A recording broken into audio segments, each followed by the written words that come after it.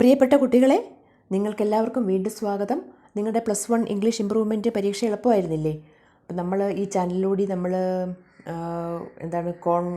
Concord ടിപ്സൊക്കെ പറഞ്ഞിട്ടുണ്ടായിരുന്നു. അതിൽ concord ടിപ്സിൽ വന്ന 2 ക്വസ്റ്റ്യൻസ് അതേപടി നിങ്ങൾക്ക് പരീക്ഷയ്ക്കുണ്ടായിരുന്നു അല്ലേ? നിങ്ങളെല്ലാം അത് എഴുതിയെന്ന് ഞാൻ വിശ്വസിക്കുന്നു.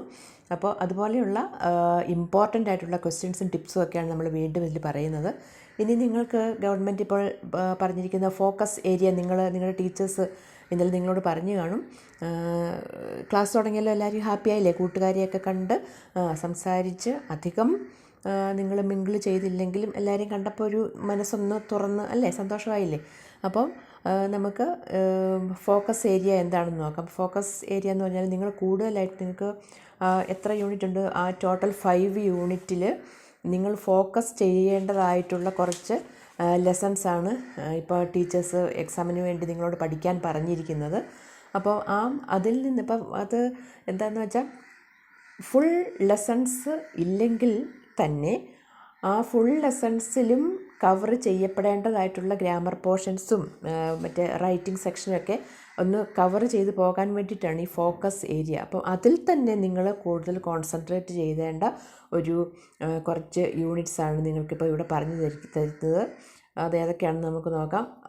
Unit 1 the 3 L's of empowerment, പിന്നെ എനി വുമൺ, മാച്ച് ബോക്സ്, ഹൊഴഗള്ളു. ഇപ്പം യൂണിറ്റ് 1 ഈ 4 ലെസൺസാണ്. ഒരു സ്പീച്ചുണ്ട്, പോയമുണ്ട്, സ്റ്റോറിയുണ്ട്, അനക്ഡോട്ടുണ്ട് അല്ലേ? അപ്പം ഇത് 3. അപ്പം നിങ്ങൾ ഇപ്പോൾ ഈ ഫോക്കസ് ഏരിയ തന്നിരിക്കുന്നതിൽ അത് വെച്ച് നിങ്ങൾ ചെയ്യേണ്ടത് എന്താണെന്ന് ചോദിച്ചാൽ, എല്ലാ ലെസൺസും നിങ്ങൾക്ക് പഠിക്കണ്ടല്ലോ. ഒരു 7 ലെസൺസാണ് ടോട്ടൽ നിങ്ങൾക്ക് പഠിക്കാൻ തന്നിരിക്കുന്നത്. അപ്പം നിങ്ങൾ ഈ 7 ലെസൺസും പ്രത്യേകിച്ചും സ്പീച്ച്, സ്റ്റോറി, അനക്ഡോട്ട് ഇതെല്ലാം നിങ്ങൾ ശരിക്കും പച്ചവെള്ളം പോലെ പഠിക്കണം. എന്ന് പറഞ്ഞാൽ ടെക്സ്റ്റ് നന്നായിട്ട് വായിക്കണം. ടെക്സ്റ്റിൽ നിന്ന് തന്നെയായിരിക്കും ക്വസ്റ്റ്യൻസ് വരുന്നത്, വേറെ ഒരിടത്തും നിങ്ങൾ പോകണ്ട. അപ്പം ആ ടെക്സ്റ്റിൽ വരുന്ന ക്വസ്റ്റ്യൻസാണ് നമ്മൾ ഇനി മുമ്പോട്ടുള്ള ക്ലാസ്സുകളിൽ നമ്മൾ ഡിസ്കസ് ചെയ്യുന്നതും. ഓക്കെ, അപ്പോൾ നിങ്ങൾ ഓരോ ലെസണും ഇപ്പം നിങ്ങൾ റൈറ്റിംഗ് സെക്ഷനിൽ ഏറ്റവും കൂടുതൽ മാർക്ക് നിങ്ങൾക്ക് വാങ്ങിക്കാൻ പറ്റുന്ന കാര്യം എന്താണെന്ന് വെച്ചാൽ, ഈ ടെക്സ്റ്റ് ഒരു 2-3 പ്രാവശ്യമെങ്കിലും മിനിമം 3 പ്രാവശ്യം വായിക്കുക. എന്നിട്ട് അതിൻ്റെ സമ്മറി ഒന്ന് എഴുതി നോക്കണം. നിങ്ങൾ സമ്മറി എഴുതാൻ പറ്റുന്നത് പോലെയൊക്കെ എഴുതി നോക്കുക. അപ്പം ആ ലെസണെക്കുറിച്ചുള്ള ഒരു വ്യൂ നിങ്ങൾക്ക് കിട്ടും അല്ലേ?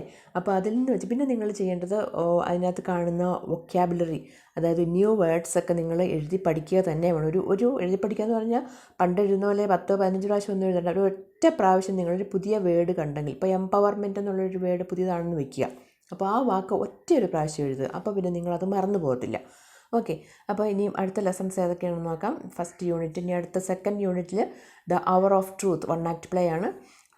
യൂണിറ്റ് 2 ഒറ്റയൊരു ലെസണേ ഉള്ളൂ. അടുത്ത യൂണിറ്റ് 3 ഒരു ലെസണേ ഉള്ളൂ. 3 വേൾഡ് റവല്യൂഷൻ, ഇൻ്റർവ്യൂ. ഇപ്പോൾ ഇൻ്റർവ്യൂവിലൊക്കെ അതൊക്കെ നിങ്ങൾക്ക് ശരിക്കും നന്നായിട്ട് നിങ്ങളുടെ ടീച്ചേഴ്സ് പറഞ്ഞു തന്നിട്ട് കാണും. വീണ്ടും നമ്മൾ ഒന്നുകൂടെ ഈ ചാനലിലൂടെ അതിനെയൊക്കെ ഒന്നുകൂടെ ഡിസ്കസ് ചെയ്യുന്നതാണ്.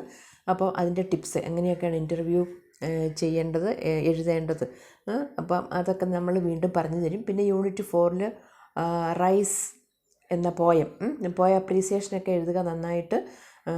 എന്താ പോയം അപ്രീസിയേഷൻ എഴുതുമ്പോൾ നിങ്ങൾ ചെയ്യേണ്ടത്, അതിൽ നിങ്ങൾക്ക് കടിച്ചാൽ പൊട്ടാത്ത ചില വേർഡ്സ് കാണും. ആ വേർഡ്സ് അണ്ടർലൈൻ ചെയ്യുക, അതൊന്ന് എഴുതി പഠിക്കുക. ഓക്കെ, അപ്പം നമുക്ക് എവിടെയെങ്കിലുമൊക്കെ അത് ഒന്ന് സ്ഥാപിക്കാൻ സാധിക്കും. ആ വേർഡ്സൊക്കെ നമ്മൾ പോയം അപ്രീസിയേഷൻ എഴുതുമ്പോൾ ആ പോയത്തിലെ തന്നെ വേർഡ്സ് എടുത്ത് ഉപയോഗിക്കുകയാണെങ്കിൽ നമുക്ക് കൂടുതൽ മാർക്ക് കിട്ടും. നിങ്ങൾക്കറിയാം 8 മാർക്കിൻ്റെ ക്വസ്റ്റ്യൻ ആണല്ലേ പോയം അപ്രീസിയേഷൻ.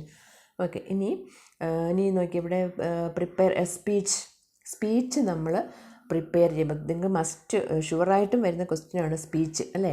അപ്പോൾ നിങ്ങൾക്ക് അതിന് എന്താ ചെയ്യേണ്ടതെന്ന് വെച്ചാൽ, എൻറിച്ച് യുവർ വൊക്കാബുലറി എന്ന് പറഞ്ഞാൽ പുതിയ പുതിയ വേർഡ്സ് കണ്ടുപിടിക്കുക. ആ വേർഡ്സ് നിങ്ങളുടെ സ്പീച്ചിൽ അപ്ലൈ ചെയ്യുക.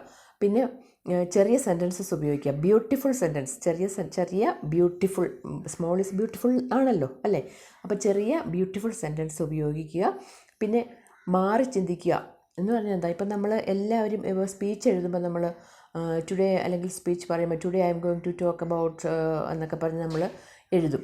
എന്നിട്ട് സബ്ജക്റ്റും പറയും. പക്ഷേ അതൊരു രസമില്ല. നിങ്ങൾ +2 ആയ പിള്ളേരല്ലേ? അടുത്ത വർഷം നിങ്ങൾ ഡിഗ്രിക്ക് പോകേണ്ടവരല്ലേ? അടുത്ത വർഷം നിങ്ങൾ കാനഡയ്ക്കും ഓസ്ട്രേലിയക്കൊക്കെ പോകേണ്ട കുട്ടികളല്ലേ? അപ്പോൾ ഇങ്ങനെയൊക്കെ എഴുതിയാൽ മതിയോ നിങ്ങൾ today I am going to എന്ന് പറഞ്ഞ്? അപ്പോൾ എന്താ ചെയ്യണ്ടേ? ഒന്ന് മാറി ചിന്തിക്കുക. എങ്ങനെയാണ് today I am going to talk about എന്ന് പറയുന്നതിന് പകരം നിങ്ങൾ ഇപ്പം നിങ്ങൾക്ക് ഡ്രഗ് അബ്യൂസിനെ കുറിച്ചൊക്കെ ഉണ്ടല്ലേ, അപ്പം ഇപ്പം നിങ്ങൾ ഈ സെൻറ്റൻസ് ഇങ്ങനെ തുടങ്ങുക speech, what if we were all using drugs, അല്ലെങ്കിൽ imagine that we are all using drug എന്നൊക്കെ പറഞ്ഞ് നിങ്ങൾക്ക് അങ്ങനെ തുടങ്ങുക.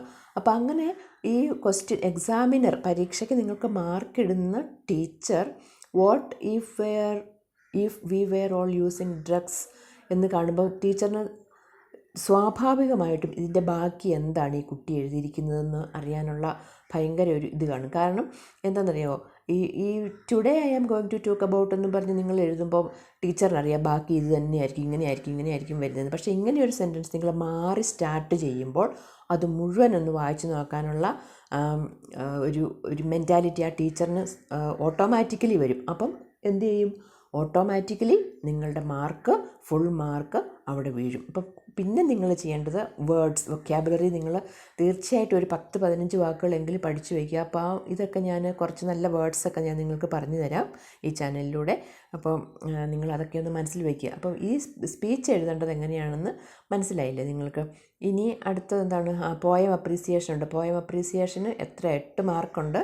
അപ്പം അതിനെക്കുറിച്ചൊക്കെ എങ്ങനെയാണ് പോയം അപ്രീസിയേഷൻ എഴുതേണ്ടതെന്ന് ഒന്നുകൂടി ഞാൻ നിങ്ങൾക്ക് പറഞ്ഞു തരാം. നേരത്തെ പറഞ്ഞിട്ടുണ്ട് ചെറുതായിട്ട്.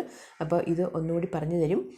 ഇത് തുടരും. വീണ്ടും അടുത്തതിൻ്റെ ഒരു കണ്ടിന്യൂവേഷനായിട്ട് ഒരു ടോപ്പിക്കൂടെ നമ്മൾ ഇടുന്നുണ്ട്. അപ്പോൾ ഈ ചാനൽ കണ്ടു കഴിഞ്ഞതിന് ശേഷം നിങ്ങൾക്ക് ഇത് ഇഷ്ടപ്പെട്ടെങ്കിൽ ഇനിയും ഇത് നിങ്ങളുടെ കമൻറ്റ് കൂടുതലായിട്ട് വരണം. കാരണം നിങ്ങളുടെ കമൻറ്റ് ബോക്സിൽ കമൻറ്റ് കണ്ടാൽ മാത്രമേ എനിക്ക് ഇനി എന്താണ് ഇമ്പ്രൂവ് ചെയ്യേണ്ടത്, ഇനി ഞാൻ കൂടുതൽ എന്താണ് ചെയ്യേണ്ടതെന്ന് എനിക്ക് മനസ്സിലാവുള്ളൂ. അപ്പോൾ നിങ്ങൾ എന്താ ചെയ്യേണ്ടതെന്ന് വെച്ചാൽ കമൻറ്റ് ഇടണം. എന്തൊക്കെയാണ്, എന്തെങ്കിലും സംശയങ്ങളുണ്ടെങ്കിൽ അത്. അപ്പോൾ കുറച്ച് പേരൊക്കെ വളരെ ലൈവായിട്ട് ചോദിക്കുന്നുണ്ട്, അതെങ്ങനെയാണ് ഇതെങ്ങനെയാണ് പറഞ്ഞു തരാമോ എന്നൊക്കെ ചോദിക്കുന്നുണ്ട്. അപ്പോൾ അതുപോലെ തന്നെ യൂസ്ഫുൾ ആയെങ്കിൽ നിങ്ങൾ ഇത് എങ്ങനെ യൂസ്ഫുൾ ആയി എന്നൊക്കെ ഒന്ന് കമൻറ്റിൽ ഇടുക. അപ്പോൾ മാത്രമേ നമുക്ക് മുമ്പോട്ട് പോകാനുള്ളൊരു എനർജി ബൂസ്റ്റർ നിങ്ങളാണ് കേട്ടോ. അപ്പോൾ ആ എനർജി നിങ്ങൾ എനിക്ക് തരണം. വീണ്ടും നിങ്ങൾ സബ്സ്ക്രൈബ് ചെയ്തില്ലെങ്കിൽ ഇപ്പം തന്നെ സബ്സ്ക്രൈബ് ചെയ്യുക, ഷെയർ ചെയ്യുക, കൂട്ടുകാരൊക്കെ പഠിക്കട്ടെ. പിന്നെ അത്രേ ഉള്ളൂ. അപ്പോൾ ബാക്കി നമുക്ക് അടുത്ത ക്ലാസ്സിൽ പഠിക്കാം. ഓക്കെ, അപ്പോൾ ഓൾ ദി ബെസ്റ്റ്. നന്നായിട്ട് പഠിക്കുക കേട്ടോ.